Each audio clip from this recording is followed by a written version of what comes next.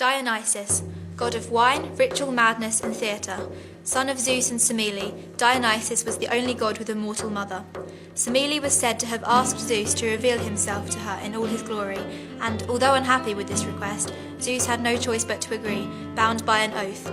He appeared to Semele in his true form, and she was instantly burnt to a crisp by the sight of him. Zeus, in an attempt to save the fetal Dionysus, stitched him into his thigh until he would be ready to be born. His birth from Zeus bestowed immortality upon him. Dionysus soon became one of the most important gods in everyday Roman life. He had a dual nature, reflecting the change of states caused by wine, because he could bring joy and ecstasy, yet he would also bring fierce rage. Legend states that Eleutherae, the original location of the festival city Dionysia, introduced it into Athens around 5 BC. Although there were several rituals at the city Dionysia, the focal point of the festival was the playwriting competition. The Greeks loved competition. In every aspect of their lives they competed.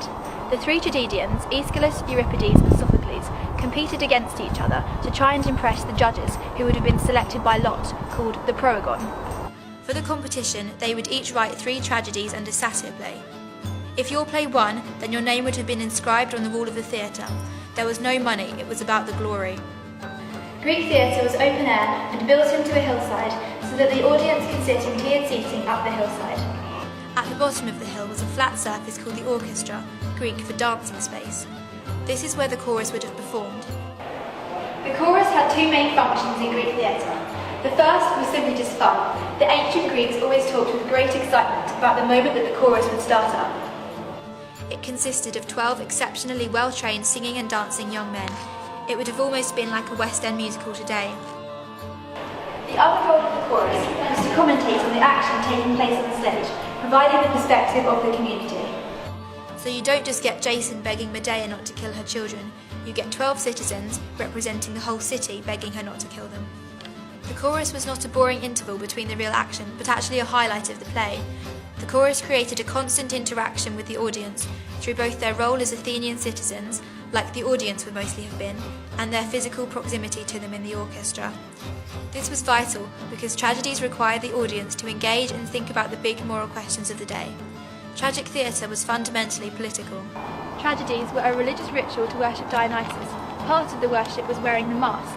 The mask was also used to intensify the emotions of the character through the over-exaggerated expressions on the face. Only 3 male actors would have performed in plays, therefore masks allowed them to multi-role and play female characters. The masks would distinguish character type, gender, age and social status to the audience, as well as revealing change in a character's appearance, for example Oedipus after blinding himself. Although it is controversially debated, it is likely that women did attend in the audience of plays.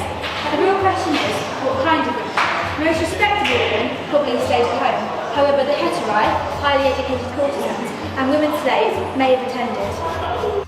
In the comedy Peace by Aristophanes, one of the characters addresses the audience and states, "I will explain the matter to you all, children, youths, grown-ups and old men." His list could be interpreted to exclude women. Greek theatre has influenced the theatre of today in so many different ways. Dramatic festivals such as the Fringe happen all over the world every year. And the costumes, stages, masks, competitions and genres seen in the city Dionysia are all still relevant in modern theatre. But perhaps most importantly, the birth of theatre in the city Dionysia has given us stories that are still retold in modern theatre today.